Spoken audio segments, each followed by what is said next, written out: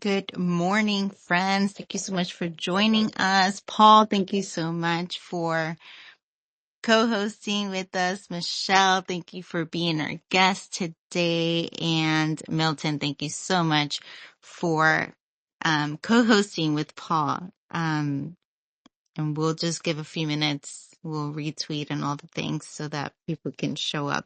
But sorry for the hiccups. So glad you're able to make it, Michelle, once again for another day. Appreciate you. Always, X always has its moments. So we do Right? what we can with what we have. That's so true. But we're so grateful for you. Thank you so much for taking the time. Paul, I'll let you get started. I'm going to mute myself and you and Milton, have at it. Awesome, Annie. Thank you so much for facilitating this and starting it, getting the space set up for us. I appreciate it. And again, Michelle, your graciousness and willingness to be understanding is always, it's very much appreciated. So thanks so much, again for being here. Take two of the Artist Spotlight with Michelle. Milton, good morning, sir. How are you? GM, doing great. Thanks for having me back. And I've dealt with issues on X plenty of times before, so Uncle Elon doesn't always keep us afloat on the spaces. So sometimes they rug. It happens. But yeah, glad we could reschedule. Awesome. Yeah, did you get some rest? Yesterday you were dragging, so I thought at least maybe you'd get a nap in and feel a little better. You More, you have enough brainwaves to be an active participant today. I know that feeling of being shot. yeah, more pep in my step today, without a doubt. Love to hear it. Love to hear it. Okay, Michelle, we are running it all the way back today. We're not missing anything. Um, so, I would love for you to reintroduce yourself to everyone, who you are, what you do, and, yeah, let's start there. Thanks so much for having me, Paul. And Yeah, Annie and Milton. absolutely. It's yeah, we'll try this again 2.0. But yeah, so I traditionally I went to go study graphic design. It was a toss up between design or art, and I think the little voice in my head said, you don't want to be a struggling artist your whole life, so go study something that can make money. And that's why I ended up doing graphic design, which I do love and I do enjoy it. But I think art just has such an incredibly special place in my heart that it's always been there, and I think it always will be there. While I was studying graphics, I really just fell in love with fashion photography. So that's kind of where my journey in photography really started, in the sense of taking it more seriously. My dad being a veterinarian and always just I just remember him from a very young age, always having a camera in his hand, and us playing in the garden and his long lens on his little old school Pentax. And he gave me my first camera. So it started off just documenting friends and family and little random things that I found interesting. And then fast forward to college days and apprenticing under some fashion photographers on the side to make a little bit of money. And then that kind of went into mostly shooting menswear and men's fashion. And as I mentioned yesterday, we ended up having a trip planned to New York for shooting with a couple of modeling agencies there. And after a while, I just felt like I completely lost the connection with what I was doing and why I was doing it. I think there was a shift away from me expressing myself, and it just became like so client focused that there was a massive disconnect. So we came up with this concept called model diaries, where instead of styling a shoot, we just said to the model, you dress however you dress every day, you go about your life, you do what you need to do, and we're just going to be shadows following you around. and documenting you as you go. And that really, I mean, I think the combination of us shooting model diaries for the first time and being in New York was just this beautiful amalgamation of both worlds. And then I just promptly decided that documenting people in their natural form, without any sort of like, intervention from my side, really just unlocked this whole different world for me. And that's how I transitioned from the fashion world into shooting street.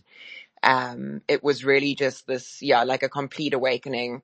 And it just became like therapy for me, to be quite honest, like looking for human emotion that mirror my own state of mind became something that I look forward to every day.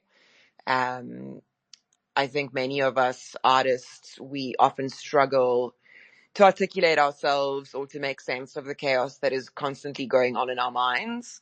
And by looking for things that I feel within other people just gave me such a sense of calm. So that's how I ended up, just being that person, that lurker on the street, capturing strangers around me. Um, and that ended up transitioning, into my painting. And I've always been painting. I painted from primary school, high school. I put the brush down a little bit in college. And then I picked it up a couple of years ago. And I just decided to start sharing that part of me a bit more. I think, coming from the Instagram days, we kind of put ourselves into these boxes, right? We were like, you have to be a photographer and you can't really break out of that norm and do anything else. And I just kind of stopped sharing the painting side. And then during COVID, obviously we couldn't travel. So I started heavily picking up that painting again, both digitally and physically.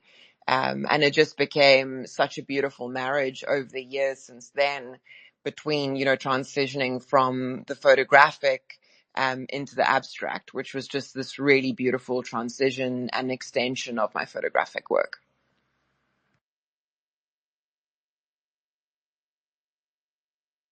Michelle, I love the evolution there and the bravery for you to step out of what you might consider your comfort zone. So photography into painting. And I see some painting that mimics your photography. You have busts of people. There's some more abstract shapes, but then you have, like you mentioned, some just pure abstract art. So I think that's really fascinating that you were able to follow your heart, pursue those, and quite a few of these, if not all of these, are sold, by the way. So it's not just you resonating with these, it's your collectors too. So yeah, I don't know if all artists are willing to take that leap of faith to follow their passion when it's something very different. I find that super interesting.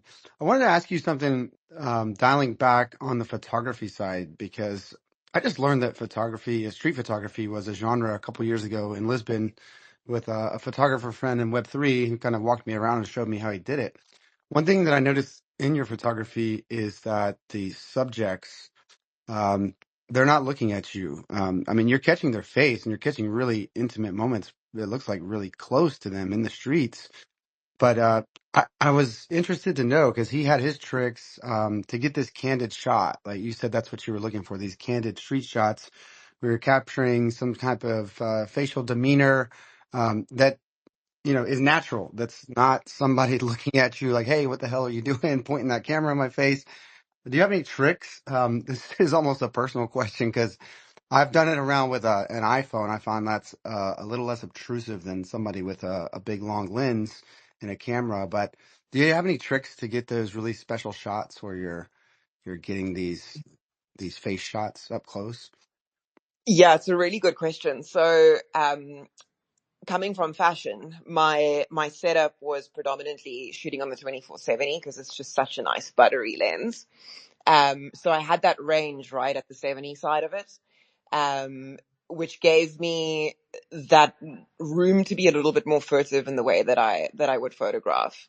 Um, and it's also heavily dependent on my mood. So if I feel a little bit more confrontational and I'm like like my capacity is of such that if someone had to chirp me, I'll chirp back and open up a dialogue, which is not always the case. So I often switch between shooting on like a 50 or 85, I usually carry my camera like quite high up, like I balance it kind of on my shoulder. So the movement from me observing to me capturing a moment is a very, very small motion. It's a very, very, I don't have to like lift it from my hip up to my face, which gives like 30 seconds or 20 seconds for a person to realize, oh, she's going to take a photo of me.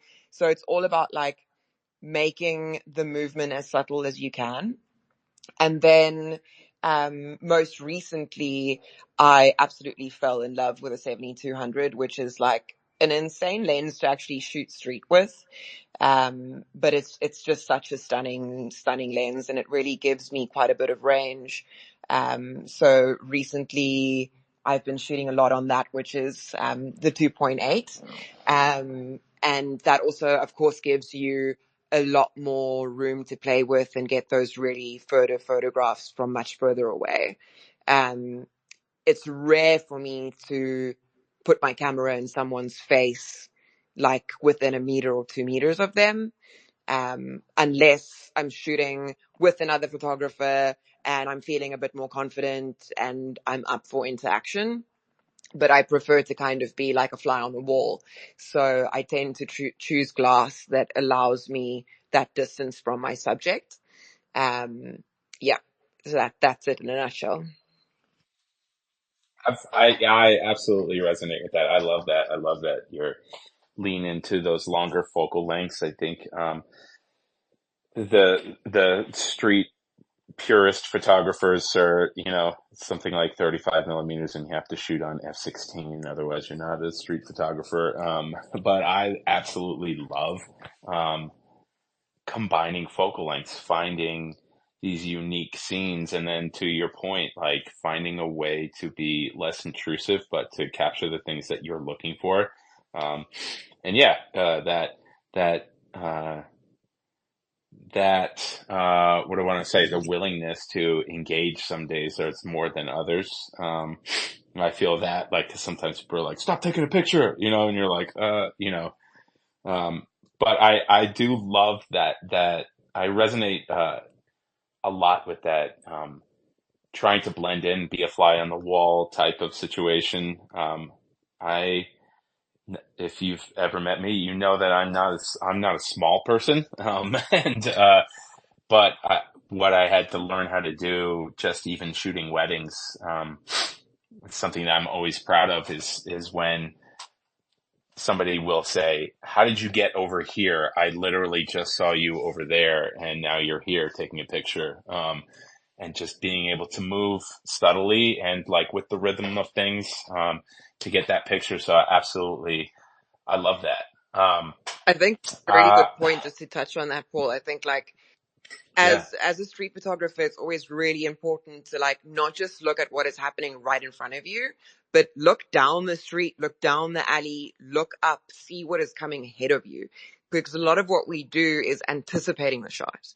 And I think that's why a lot of really good street photographers that I look up to and admire from, that's something that I've learned from them, is very often it's not just as easy as seeing a photograph in an instant and then capturing it in a split second, but more so going, there's really good light and I see someone walking towards the light. So I'm going to set my shot up and wait for them to walk into it. So I think a lot of it is patience, learning how to anticipate certain scenes, seeing something from further away, and then hoping that the individual is still there by the time you get there to photograph that. And it also helps mitigate that sort of like what I was speaking about before, making it like super obvious and raising the camera at the last second, rather like take the time, take a deep breath, line it up and see what happens. Um, and alternatively, when I do shoot with like super wide lenses, like a 35 or on the 24 side of the 24-70, I tend to really know, I mean, a 35 is quite easy, right? Because you know what you see is literally 35 mil. So you kind of, it's easy for you to judge what would technically hopefully be in your frame. So shooting from the hip, like literally shooting from the hip or shooting from your shoulder and not even bringing the camera up to your eye. It takes a lot of practice, and you're going to like really mess up at first and get like the most heinous shots, but sometimes those shots like really work out. But the more you do it, the more you kind of know what your camera is going to see from the angle that you're shooting at. And that's also really interesting. So days that I just feel like I call them lucky packet days. I don't know if you guys ever had lucky packets where you grew up. It was a very South African thing. You would go into the garage and then there'd be like a Frozen or a Disney or whatever little lucky packet, and it has like a toy and a treat, and you don't know what you're going to get. You just kind of open it up and it's a surprise. So I call that like lucky packet moments is so that's also something that you could potentially use. Is just learning your focal range, learning the frame that you should be getting from the shot, and just trying to shoot from the hip, because it's quite fun as well. I love that. We don't have lucky packets here. The only thing I can think of that could be um, equal to might be Cracker Jacks, because you get little prizes inside. So just the little differences that life gives us. That's so colorful. Milton, do you have any questions? Shall we move on? I had one quick question. Yeah, I do. So I can see the transition happening from the street photography and then let's say to the Echoes collection, which looks like it builds on your street photography. It's got two figures front and center. We've got a face shot. We can see a lot of emotion there. And then we go quite far off that path when we go to these pure abstract pieces like Unravel collection. So I was just curious how you made the leap. Like one step looks very natural and then the next step looks like totally down the end of a different rabbit hole. So I was curious how you made that transition. Yeah, that's a very good question. So my portrait work is mostly me absolutely resonating with the emotion that I'm seeing in the subject that I photographed. And very often either I found that the photo itself wasn't perhaps strong enough, or there was too much other stuff happening in the frame, although I really resonated with what the expression of the stranger had. And in those instances, I would extrude that individual, paint them, and then further abstract the rest of the painting for it to just like pull out those features and surround it. So those pieces are particularly close to my street photography. Whereas my extremely abstract work is very much a metamorphosis away from the physical subject matter, and goes more deeper into the emotional feeling that I wish to provoke from my street photography and from my painting, which is very, very far removed from the actual subject matter that I tend to photograph. But there are definitely nuances in the colors that I use, and the sort of inspiration that I do get from, like, for instance, some of my night shots, and like the general scene and mood that my photography evokes. And especially within my abstract painting, I very much lean on that as like a means of me processing whatever else is going on in my life. And Unravel was a series that I started painting in 2023, when I was just starting to feel like really disconnected from like all parts of my life. And I just needed to have this something that I could get this friction that was building up in me out. Which was my first sort of, I call them micro abstracts. It was one of my first micro abstract series that I put out there. That whole series was purely traditional. I didn't mint any of those pieces. I sold them to traditional collectors. And then a couple of months ago, I can't even remember when that was. My life is like a blur right now. I launched a series on Solana called Metamorphosis, which was an extension of my Unravel series, which deeply focused on my own personal journey, and going from who I was to who I became and who I wish to be, which is all about like my personal journey and my personal growth. So those very abstract pieces are much further removed from my photography per se.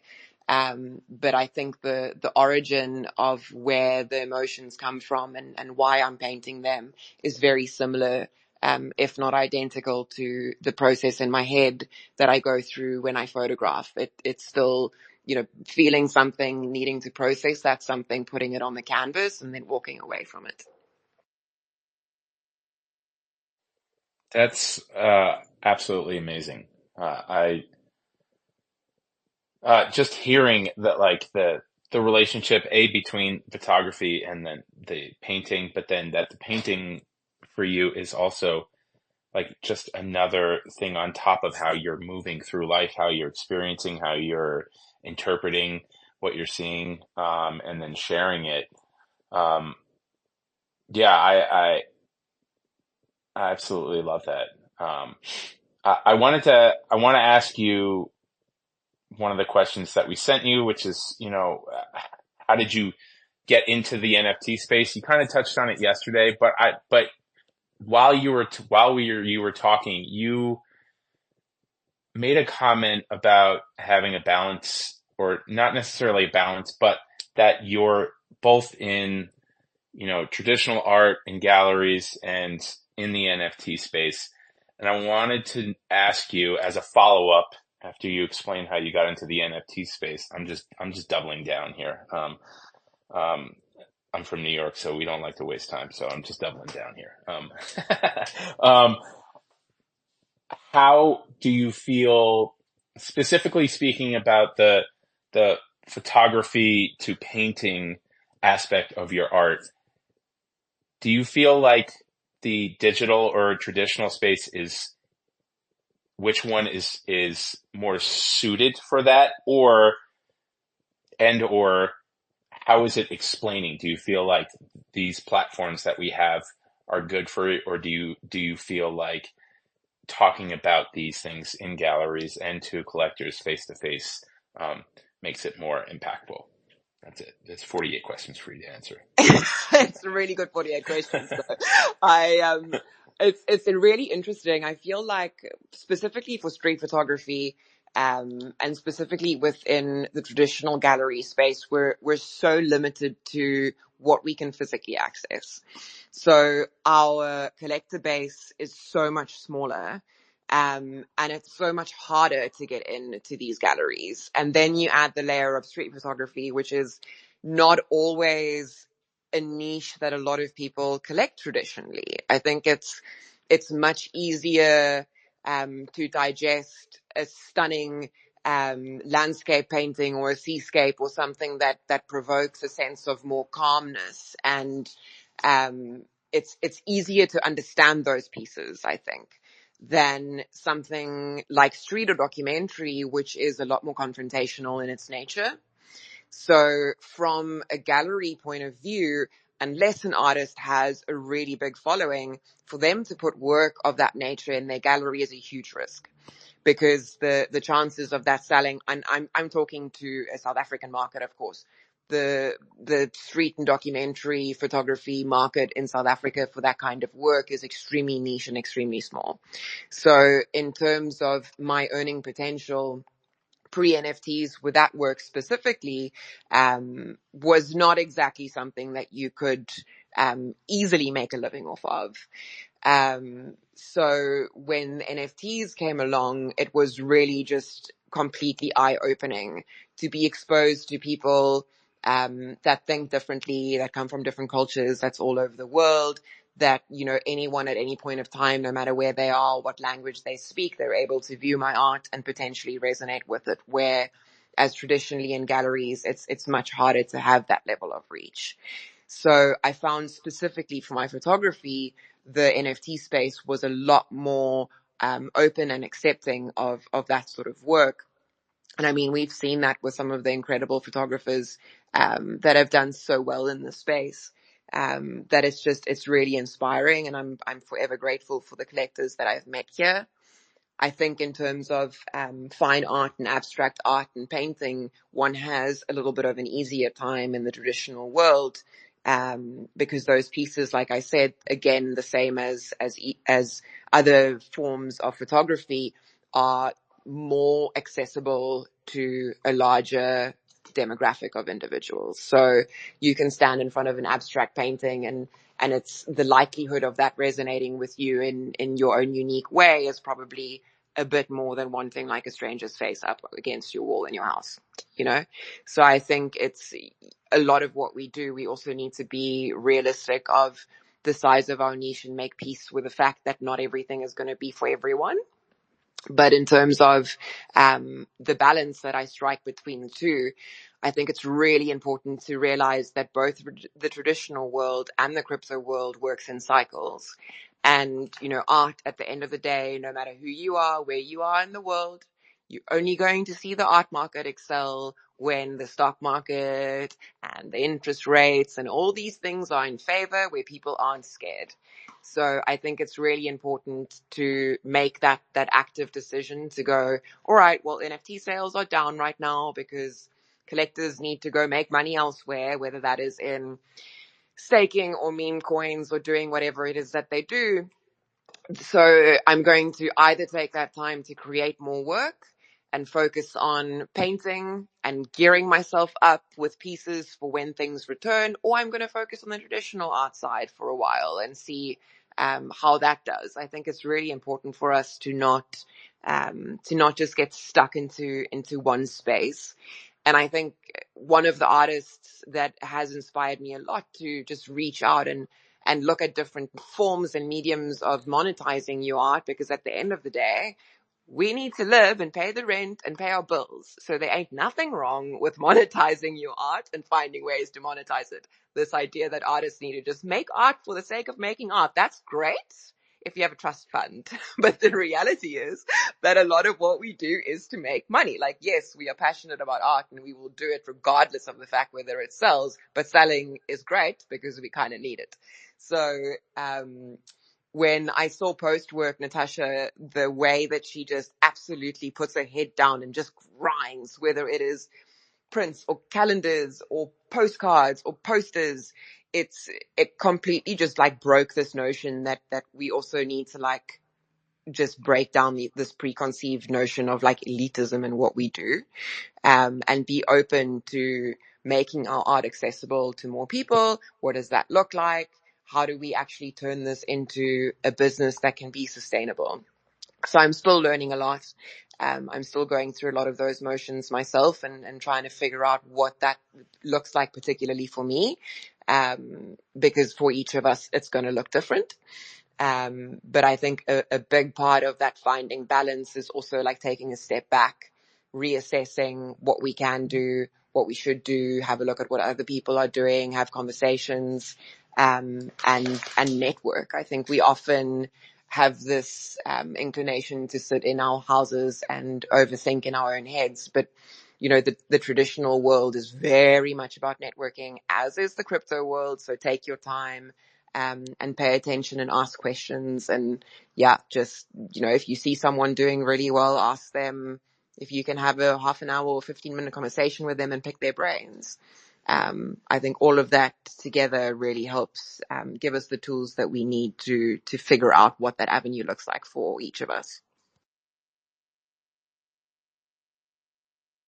Michelle, I wanted to chime in there because you're starting to touch on the community factor that we always like to ask our guests. And you mentioned taking the time to speak with the artists and build these relationships and network. And I've heard some differing opinions on the traditional market and this digital art market. The consensus seems to be that there is more of a sense of community and you can stay in touch with your collectors on a more consistent basis, a longer term basis, a more intimate basis in a lot of cases in Web3. Now that you've played around with both traditional and this Web3 art world, have you found some significant differences? What's been your experience with collector connections? Yeah, massive difference, massive difference. I mean, you often find that people who collect within Web3, you've had conversations with them prior to them collecting. So there's a foundational relationship even before a purchase happens or before interest happens. And I think that's twofold, because a lot of the collectors in the space are not necessarily traditional art collectors. So for them, there's like a trust build-up that needs to happen.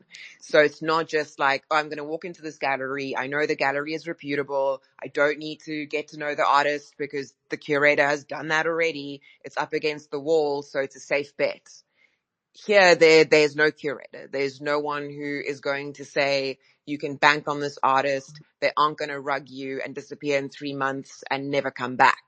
So we have a responsibility to assure potential collectors and other people in the space by means of conversation and showing up. And, you know, we also have to be patient. And again, these are not traditional art collectors for the most part. So if you are in a niche that might be a little bit harder to understand, then just have patience with that. And the more you speak about your journey and your art and why you're creating and what your pieces mean to you, maybe along the line, a collector will resonate with something that you said or a piece that you dropped, and then they want to connect that or have a conversation with you. And through the conversation and getting to know you, they appreciate your art on a different level.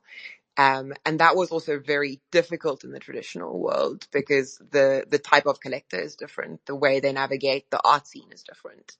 So short from going to a gallery opening, and walking around and schmoozing with collectors and other people, it's a very different environment. And I think, a lot of the relationship that we form within the NFT/crypto space is also like very organic, right? Because we're in these spaces together.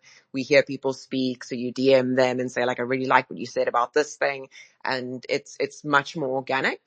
And I'm incredibly grateful for that. I mean, some of the collectors that I've met, some of the artists that I've met, and people within the communities that I'm a part of that have eventually become extremely close friends, and just really good like soundboards to rev ideas off of. It's irreplaceable. Like, it's sales aside, I think just being able to have access to the people that we have access to here, is extremely valuable in itself and shouldn't go without its own recognition, because money is one thing, but being able to learn from each other and have conversations and bounce ideas is incredibly important and a really vital part of our own growth and our own journey.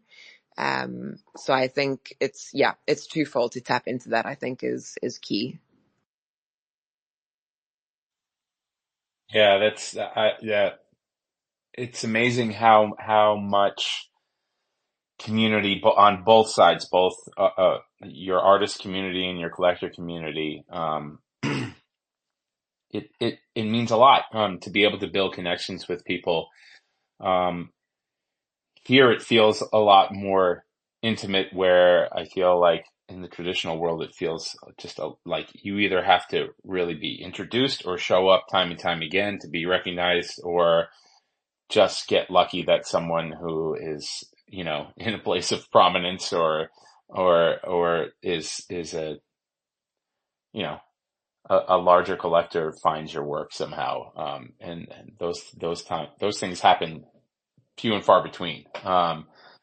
So you had mentioned like just having met artists and met collectors and being able to use those people who you've connected with here as a sounding board. And we all have you know, I feel like we all have our people that we, you know, what do you think of this? I'm thinking about doing this, or like, what do you think? You know, it depends on what you feel comfortable with. Are you receiving constructive criticism, all that kind of stuff. But, wanted to ask, how has that community or has it at all, affected how you're creating? Definitely. I think, you know, seeing other people do different things, and I touched on this yesterday, briefly before X rugged us, was that I think before we were quite scared to step outside of our comfort zones and to step outside of what we are known to do. And I think just being surrounded by so many artists doing so many different things, it really just inspired me to step out and do different things and use different mediums. And it's changed the way that I perceive myself. In the past, I would have always said, oh, I'm a photographer. Now I say I'm an artist. And yes, I take photos, but I also paint. And tomorrow I might be sculpting. And the day after that, I might be doing sketches or whatever it is. I think it's so important for ourselves to take inspiration from what we see and not fear trying our hand at it. So for me, just being exposed to artists outside of my disciplines and seeing what they do, whether it's generative art, whether it's looking at like Joelle doing like super rad brainwave stuff, which is just so dope. Whether it's people like Jake Andrew, who's an amazing abstract artist. And ages ago, before I launched Metamorphosis, I was chatting with Jake, and he was like, Mish, just go for it. Put this work out there. Like it's just do it. Like you've got this. And having artists who are extremely prolific within their mediums and within their disciplines to be able to rev these ideas off and then have them back you in whichever way, whether it's just like emotional support or being like your hype squad or purchasing, it's irrelevant. Just having people who have your back and want you to excel with what you're doing is just, it's so freeing. I mean, I have to call you out, Eliki, because I see you there down in the stage, and again, like seeing your transition, seeing his transition through the past year of just making these super sick, abstract, like surrealist, cubist kind of like derivatives is super, super fucking rad. Like and that again inspires you to go, we shouldn't be putting ourselves in any box, way, shape, or form. So my biggest takeaway from this space has been just being absolutely inspired by people doing super rad stuff, whether it makes use of technology, whether it's revving off of the communities that we're part of, whether it's stepping outside of your lane, if you want to call it that, and approach a different medium. That's probably been one of my most valuable takeaways from being here. Michelle, if I could feed on that last topic just a little bit too. I see that this Metamorphosis collection was released as a pairing. And so I don't know if that's the first time you've done it, but from what I'm looking through in your catalog, it appears to be the first time that you paired an NFT with the physical. And so you had just alluded to the fact that, and I think you're perfectly accurate, by the way, when you say that the digital art market, goes in swings and that people are out now doing DeFi or flipping meme coins on pump.fun, for example. So it might take some time for those profits to rotate in to art. But I found it particularly interesting that this was on Solana because if we look back at Solana, it was so closely tied to FTX during the 2022 crash that it nosedived the hardest and has since made the biggest rebound. So I think Solana is actually quite ripe for a little art renaissance here. So I was curious if the market dynamics there were something you were looking at, if I'm accurate on that market analysis in Solana. And I was also curious just who resonated more. Like, do you think traditional artists coming in and saying, oh, well, this is traditional art that I really like, but I got to buy it in Solana and I guess I get how do they feel about that digital side as a certificate of authenticity? Or was it the reverse? Like Solana collectors coming in and going, oh, I actually want something to put on my wall because I can't have everything live in my wallet. So yeah, I'm curious on your take on that. Yeah, I think that's a really, really good question. So in terms of the choice of Solana specifically, it was less about Solana and more about exchange art. I just really loved what they were doing. Like, I love how they hype artists. I love how whether it's your first drop or your 10th drop, if they like what you're doing, they help promote your work. They've really just been so incredible towards artists, and I really just like the platform in itself. Another reason why I thought minting these pieces on exchange art versus like the traditional ETH route that I was doing is because the work was so different, from what I was used to. So I figured hell, it's already different. I might as well just do it on a different chain, because like, what's the difference between very different and a different chain? Let's just throw it to the world and send it. So that's what I ended up doing. And in terms of the Metamorphosis series particularly, it is a micro abstract series, so the pieces are relatively small and quite affordable to ship, whereas my other pieces are massive and will probably cost like at least $1,000 for me to ship it from here overseas, where those pieces are a fraction of that. So I purposefully decided to launch with micro abstracts, also considering that not a lot of people have got a lot of wall space, which is the beauty of pairing a digital with a physical. Because traditionally, if you have a really big physical collection, chances are 50% or 60% of that collection is in storage, and you have to physically go and cycle out the pieces on your walls, which is a mission. And you're probably not going to do that very often. So half your collection is going to go unseen, gathering dust in the vault somewhere. So having the combination of both digital and physical allows a collection, or a collector at least, if he wants to cycle out your physical piece and put a new piece that he collected up there, he can still go and display your piece of art on his token frame or on white walls on his TV. There are options to still have that piece present.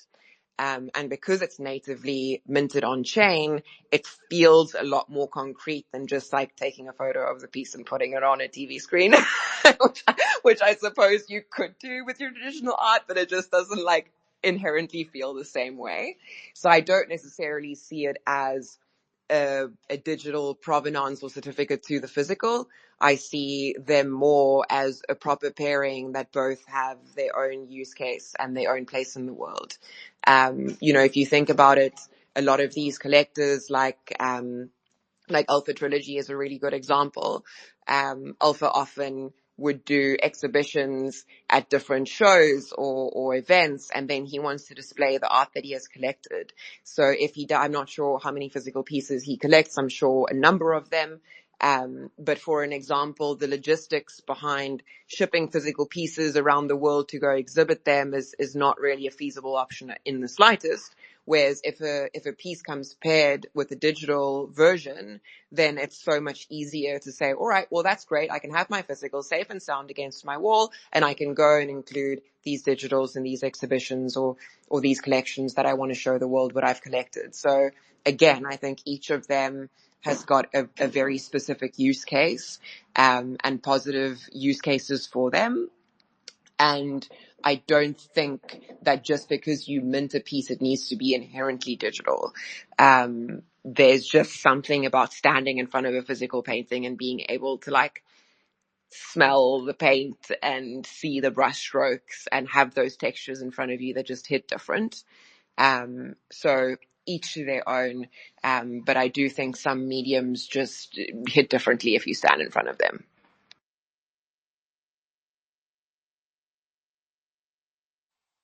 Yeah, I think it's spot on. That approach, and yeah, I think it's just it's a smart way to look at, we're multifaceted people, we create multifaceted art, and how do you choose just one way to either go about finding a way to express yourself or display it, or um, what have you. I feel like something that might be really great uh, for you, Michelle, in that you're straddling that line between digital and traditional art is, I feel like Transient Labs has one of those trace contracts that allows you to have your physical art on the blockchain as well. So it could be a way to like bridge the gap from your traditional collectors into the blockchain, at least like slowly but surely, right? Like bringing them slowly, get one toe in the water to make sure it's not too cold, and they have an opportunity. But like, I feel like one of those, that what you were saying, like having it either physical or digital. There's I love the fact that we're coming into a time where we can have both, and with relative ease. Yeah, I love that. I think, and Trace is such an awesome piece of technology. I've spoken to the guys about it. I'm waiting for them to roll it out onto different chains. So I think right now it's base, I think, if I'm not mistaken, but it's super, super cool. And I absolutely love the guys at Transient. I worked on them to develop my story contract for Hidden Stories. And we took that live so anybody can go and add stories to their contracts. It's as easy as just switching a button. And for those in the audience that isn't familiar with a story contract, it's a concept that I came up with a couple of years ago, while I was working on Hidden Stories and revving with the team at Guppy NFT, talking about the importance that provenance should not just be focused on who bought a piece and who sold a piece and for how much did it sell, but there's this really big part of the connection that we aren't documenting. And that is, why did I buy this piece? What did it mean to me? Who was I? Because ultimately, if I buy a piece and I end up selling it off to a different collector, we are connected. We're connected by the love that we've shared for this piece. But I don't know what that is. I want to know the individual who held this, who was the custodian of this before me.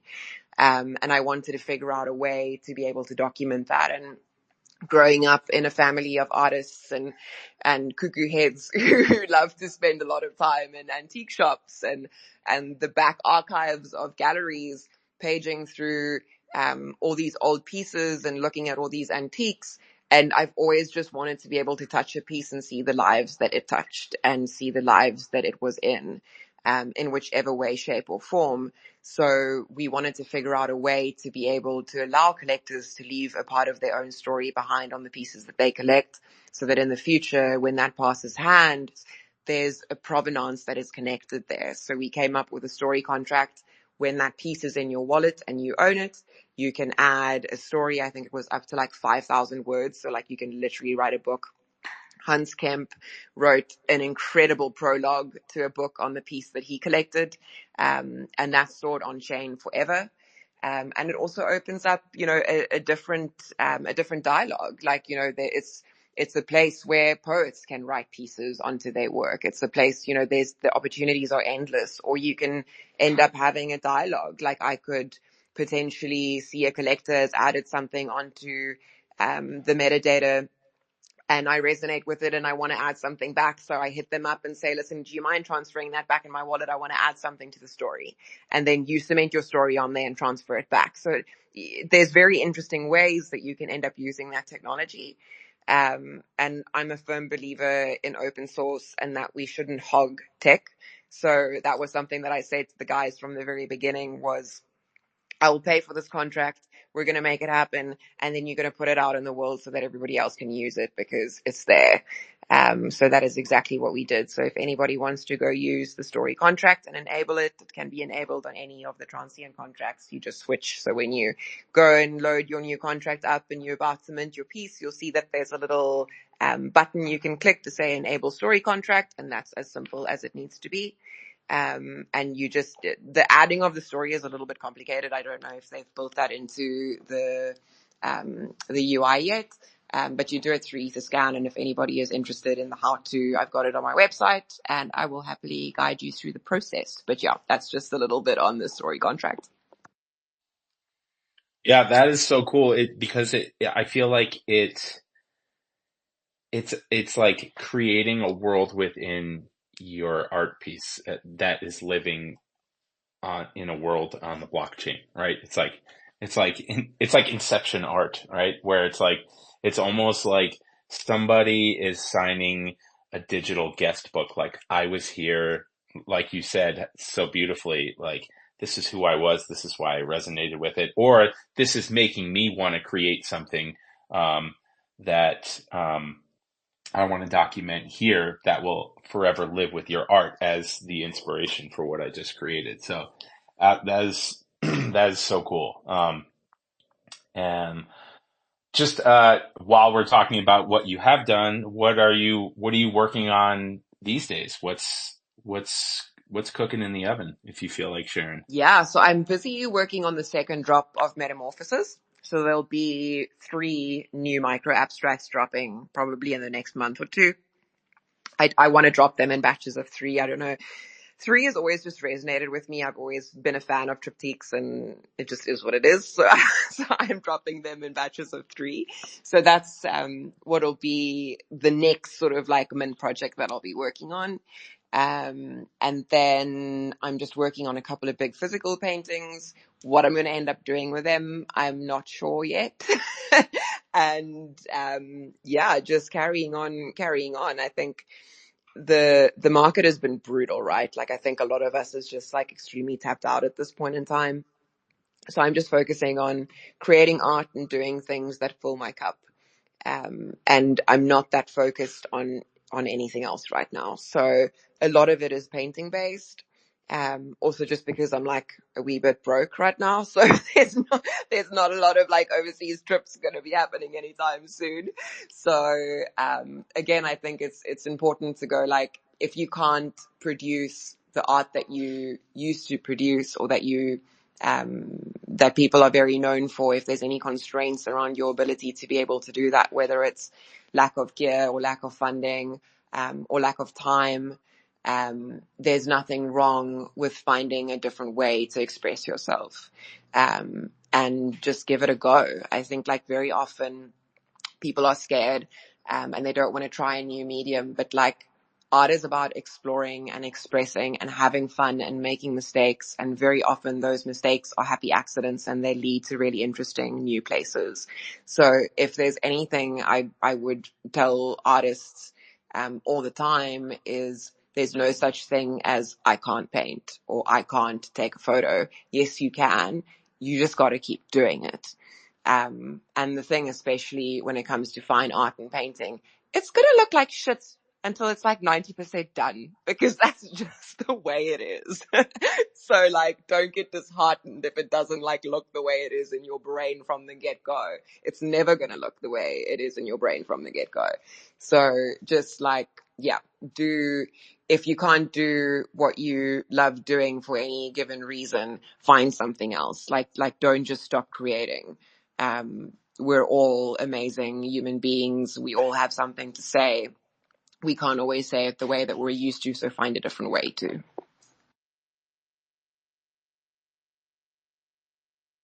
Thanks. I think that's great advice. And I love the fact that you're working within your means. You don't let it keep you from doing something you want to do. It's about being a little bit agile, a little flexible, willing to experiment. So I think that's great advice for the times that we're in right now. I wanted to ask you a question, Michelle, because we were talking earlier about the community, how important it is to have community. Oftentimes they form a good soundboard for us and can give us encouragement and inspiration, like you mentioned, post-work, for example. So here at Light Art, obviously we do these artist spotlights, but is there anything in particular that you could think of? It could be something you've seen another community do, or just a suggestion, recommendation of another way that Light Art and Mellamo Art, what we can do to support the community of artists here. Honestly, I just want to give you guys flowers, because I think you've been doing an incredible job. I mean, all of you, I followed your journey for a really long time, and just seeing like the absolute commitment to the space. And I think a lot of times people think, oh, hosting space is great, that's trivial, but it's not. Like, the amount of mental capacity it takes to like do these spaces weekly, like, it's intense. It's not a joke. Like, I hosted back in 2020 and 2021, and I've just like, I burn out from it. Like, I was like, it went from being like really fun and exciting to being like, oh my God, I've got like 3 spaces this week and I don't know how I'm going to do it. So like, it's easy for us, jump in, one interview, great stuff, I'm going to bounce out. But the ability to do it consistently is on a different level. So just huge respect for you guys for doing this consistently, for always showing up, for sharing art, for putting yourselves out there, and finding different artists and highlighting artists from all walk of life and all points within their career, is just really, really, really refreshing. So yeah, I really can't criticize you at all in the slightest, because I think what you've done is just really amazing. So yeah, just handing you flowers all day, every day. That's amazing. Thank you. And our small team um, always rests heavily on the shoulders of the wonderful Abrahani, who's the voice behind Light Art today.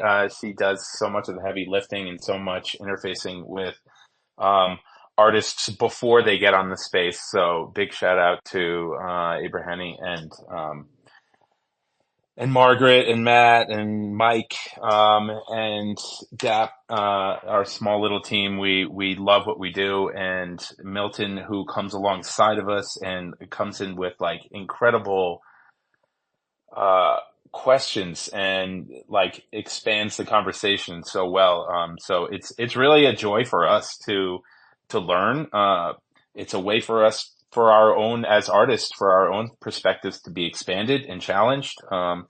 So we absolutely love the opportunity to have people, friends, new friends, old friends, come and talk about what's happening. And it's something that I say often on these spaces, and that there's a power, and a strength that can be, tapped into, knowing that you're not alone in a process.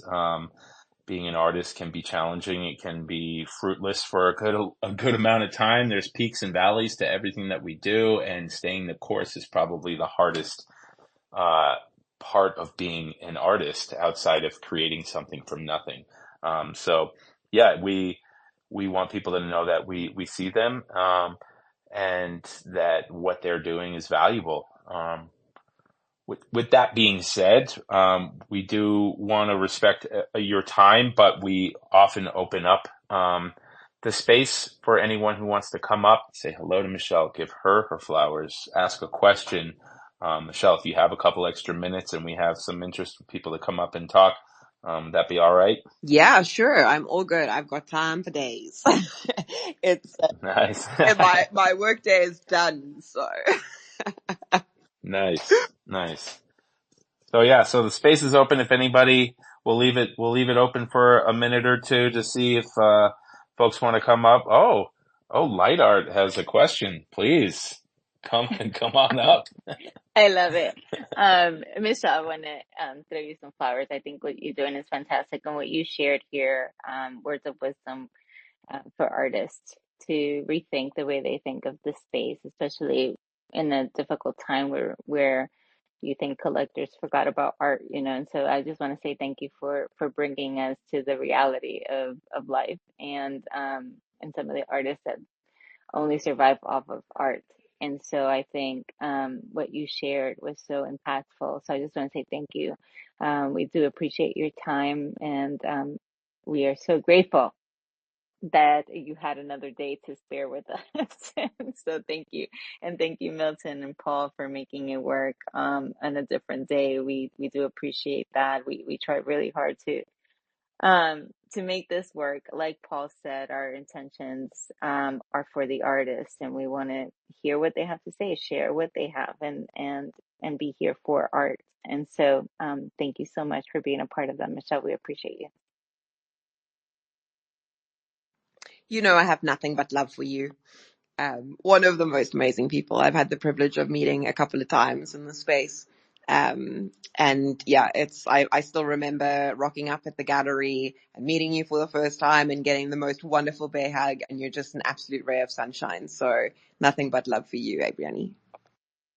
Much love, much love. And we did have a speaker that came up, Carity. Hello, thank you. What's up, Annie and Paul and peoples in the room? Yeah, I really am curious. Michelle, first of all, I'm a huge fan of your work. I am more partial to your paintings, although your photography is absolutely amazing. I don't know, there's just something about when somebody also has the skill to draw, paint, and do those things the traditional old school way. It just blows my mind. It's amazing. And I'm learning firsthand how difficult it is to paint because I'm trying to get outside my box myself with a paintbrush and explore that medium that I touched so long ago as a teenager. But that aside, I'm curious to know you if one of these random stupid moments happened and you had to choose between one or the other, would it be photography or would it be the painting? Which speaks to you more, and would you be able to make that decision? I think that's the hardest question I've ever been asked. It's a really, really tough one. I think, I don't know. I think I might just then die.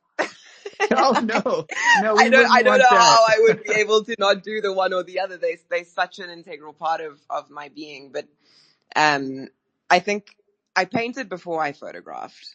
Um, I've always just been painting. I mean, even from my mom's such a little hoarder. I love her to bits, but she's a hoarder. And she's got like my art pieces that I created from like a baby stage all the way through. She has them in cupboards. So I think perhaps maybe more the painting side, because I could always paint portraits and sit down and paint them. But then again, my brain goes, but how are you going to remember the faces, bitch? You need to photograph them. So it's like this endless loop of trying to make a decision. Um, and I feel so strongly and passionately about both. And I've been asked this question a couple of times, not in this direct form, but going like, if you had to choose one medium, as being your predominant medium, what would it be? Would it still be photography or would it be painting?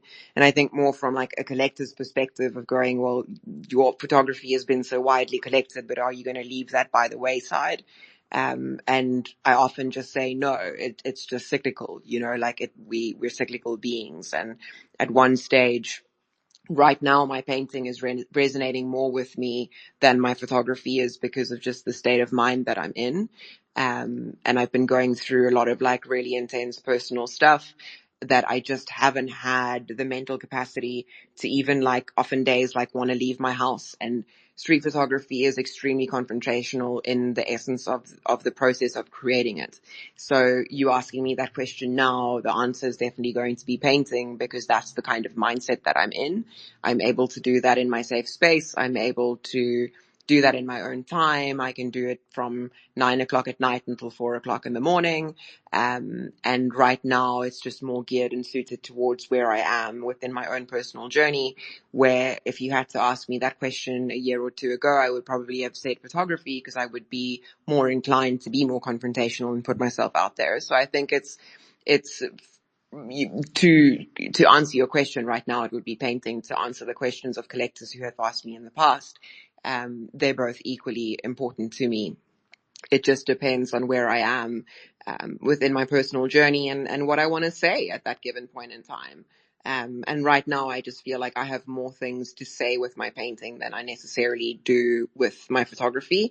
And I'm sure that will switch around again, and I'm going to get inspired to do something that I won't be able to do within painting, where photography would be the better bet for that again. So yeah, definitely life works in cycles.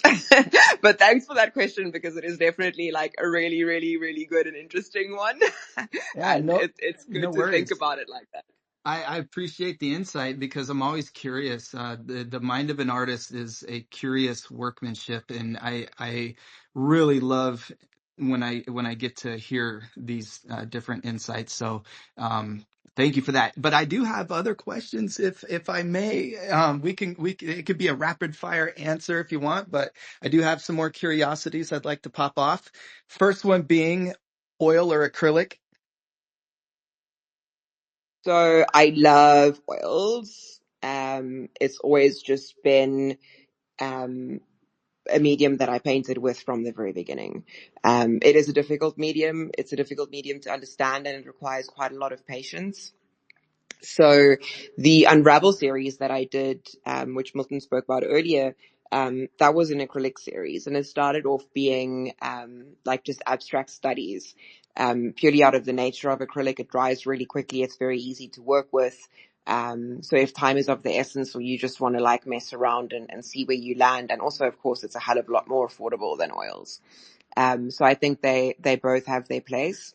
I do veer more towards the oil side. Although, like I said, it does have, its own factors, right? Like your mediums that you use within oils, whether it's like Gamva or Liquin, which is mediums, for those that don't know, it either slows down the drying process, speeds up the drying process. makes more solid oils look a bit more translucent. Or linseed oil, for an example, is something that you can use.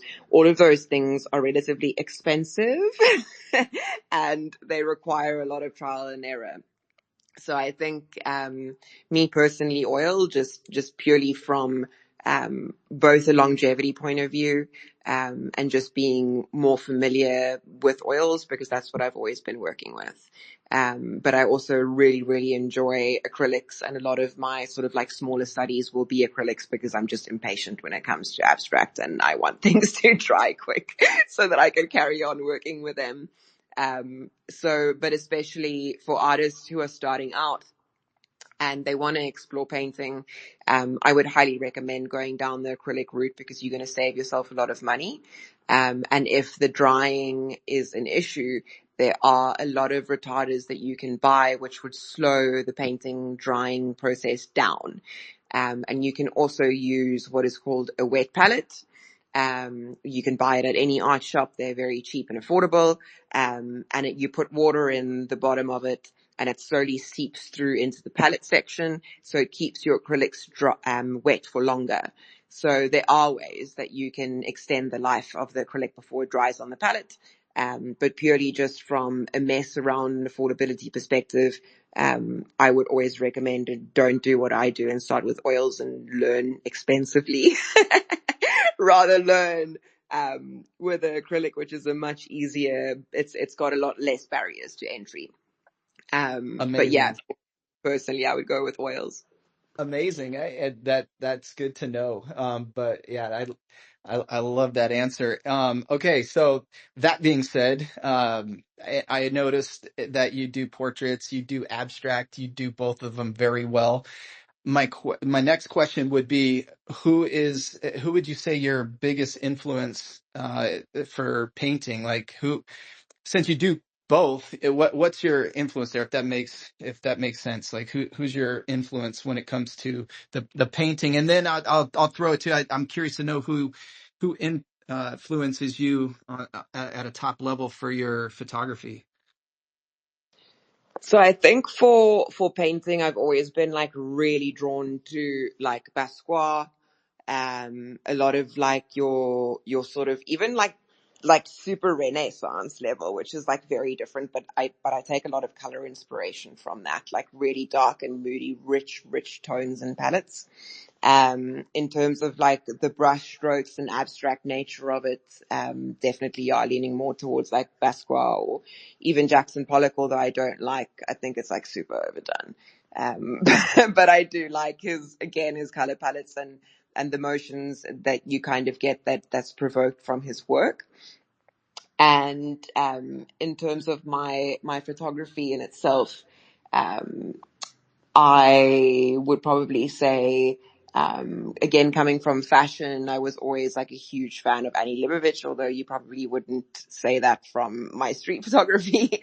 But I think, again, like the overall tone of her work and the moodiness of her work, really inspired me from like a fashion perspective. Saul, great master. Saul is definitely right up there for me, in terms of inspiration with my street work. Landscape, actually, I really like Henry Moore and Ansel Adams. Not necessarily from subject matter because I don't shoot landscape, but in terms of, the contrast in their work and their composition, I think there's lots to learn from it.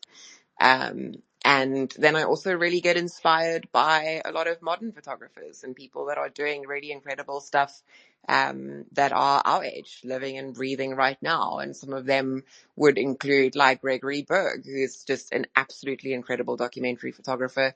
I would urge everybody to have a look at his work. He's got a book, called A Story of the Times, which has just made me cry about 10 million times. And it's just an absolutely amazing piece of literature and photography, which I would highly recommend. Obviously, Menara's Paula, one of my really dear friends. She took me under her wing many years ago. I reached out to her and I said, "Hey, really big fan. I'm coming to New York. Please, can we shoot together?" And she immediately just said, yes, she would love to. And, since then we've just become extremely close friends and she's an absolute gem. People like Dave Krugman, Billy D, all just really inspiring people to be around. And then, just going into your local bookstore and paging through photography books is extremely valuable to expanding your own craft. And just absorbing, whether it's looking at how they treat their color or how they grade or their compositions. All of these things are really valuable. And I think we never stop learning, right? Like, we're always learning, we're always progressing. Hans Kemp is another photographer that I absolutely admire. I think his work is incredible. His range across his subjects and what he has photographed, and the topics that he photographs is very documentary orientated, but he's also a massive inspiration. And his book, Divine Encounters, I would highly recommend people look at that. It's exquisite. It follows religious ceremonies throughout Southeast Asia. So yeah, I think, looking back at the greats is one thing, but we're living amongst living, breathing artists who we are able to actually have conversations with and learn from. And I think that is extremely valuable in itself. That we look towards our peers for inspiration and we look towards our peers to learn from them. And we're in the space together, which is just wonderful because nothing stops you from just reaching out to them. Blake Wood is another person that I really admire. He's doing a lot of work in AI at the moment, but it just resonates with his actual photography journey so closely. Nihilus, Into the Night, an amazing photographer, and he always just inspires me more so from the individual that he is and his tenacity to not give up and to carry on creating really, really cool, like, dark fine art photography is also like super inspiring for me. So yeah, it's twofold. It's both looking back at a lot of the masters that we all very familiar with, and then also looking at our friends and the people around us, not even within our own genre, but just getting an inspiration from how other people navigate their photography can be extremely inspirational. Awesome. Oh, thank you so much for that. I'll close it off there. Those were the main questions that I had, and I so appreciate you going into each one in that depth to, let us all into those insights of your process, your journey, your influences, and everything. I appreciate it because, it seems like you as well have that drive to know deeper in the different things and of other artists. I mean, that's amazing. Some people keep that stuff to themselves, but I think it's a blessing when somebody of your level of talent opens up in that way to help others, see into that window. It's amazing. So thank you. I appreciate it. And Paul and Annie, thank you again for hosting these spaces and allowing me to come up and share the stage and ask questions. Yeah, you're more than welcome. And I think being open about your process and giving flowers to those that helped you along the way, I think is really important. And not a lot of people do that very often. Like any of the people that I've mentioned that embraced me in the sort of like New York street scene, I never expected it. And they honestly taught me so much. So it's just a little bit of giving back, right? Like, if anybody ever asks me about like painting technique or whatever, like, I'm an open book. It's our art doesn't come from the gear that we have. It's innately the way that we see the world and our vision and what we want to say. That is unique to you and no one can take that away from you. Giving tips and showing people how to do something isn't going to automatically make them make the art you make. I think that's, I don't see the way that other photographers see. They don't see the way that I see, but they can teach me how to see better or teach me how to look at scenes in a different way or change my perspective. But we are always going to have our own unique way of navigating, and the reality, especially with photography and painting, is you can't ever create that scene again, right? Like that person is never going to be there again. That moment is never going to be there again. So I'm always an open book when it comes to sharing any form of information or locations or whatever it could be. Because ultimately the uniqueness comes from within, not the way that you make art. Mic drop. Absolutely. Absolutely. That, like, uh, Charity, just having you come up and ask these, wonderfully in-depth and thoughtful questions, only enhances the space. So we thank you for that. Michelle, the fact that you took the time to, not just give like, yeah, this is, I like Ansel Adams and he's cool and I like, oil, like the amount of information that you gave, um, was so just wonderful and thoughtful and really appreciate it all. Oh, I see, Samia, if we have, do you have one more question in you, Michelle? Otherwise, Yeah, sure. okay. All right. I'm going to bring up Samia and, yeah. I haven't done a space in a while, so I'm happy to do Michelle monologues. Y'all just have to do them. Nice. Nice. Samia, welcome. You have a question for Michelle.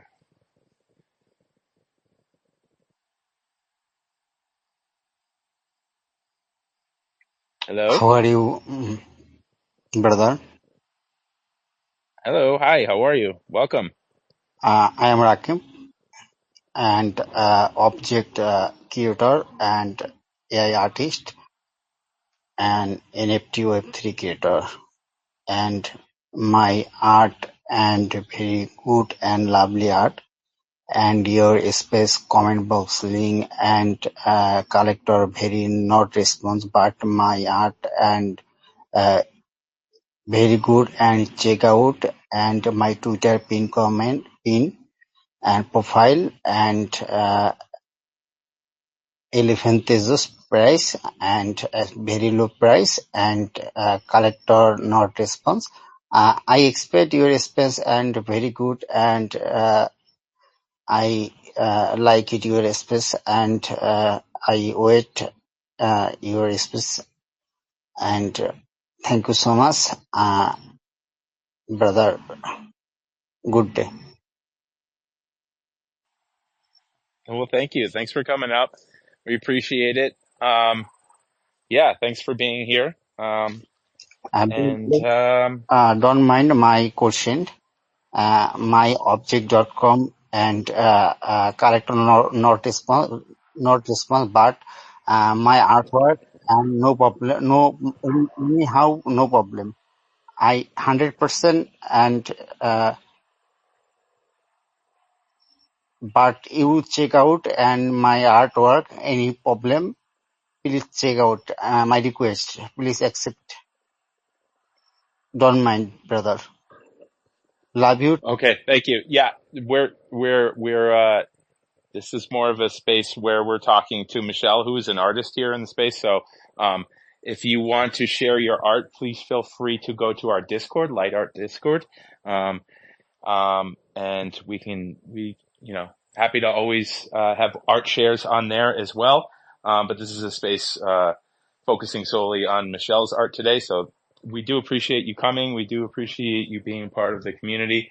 But yeah, let's start in the Discord and then we'd love to look at your art. So, Light.Art Discord, come on through. Um, with that being said, Michelle, again, thank you so much for your time, for your expertise, for how gracious you were with our, snafu yesterday. And for everyone who's been here, listening and participating in the space. We really do, cherish these weekly, events that we have to be able to, um, dive deeper into the people who make our community what it is. So again, Michelle, thank you. And yeah, I can't wait to see what's next from you. Thanks so much, Paul, and thanks so much everyone for jumping in and for having me on. It's been an absolute treat, and yeah, nothing but love for you all. So thank you so much. It's been a very fun space to be a part of. Awesome. Milton, any last words before we close out? Yeah, great perspectives today. I'm so glad to get to meet Michelle, and I took a lot of good notes here. So Yeah, and again, thank you for dealing with 2 days of this. So we appreciate you coming back and being with us. I was glad to be able to join back again today. So thanks as always, Paul and Light.Art and Mellamo Art for having me, and I love taking part in these interviews. Appreciate it. Awesome, guys. All right. With that being said, we'll be back at our regular time Tuesday next week. Annie, thank you so much for getting this up for us and allowing us to be able to do this again today. We'll see y'all next week. Such a pleasure. Have a great week.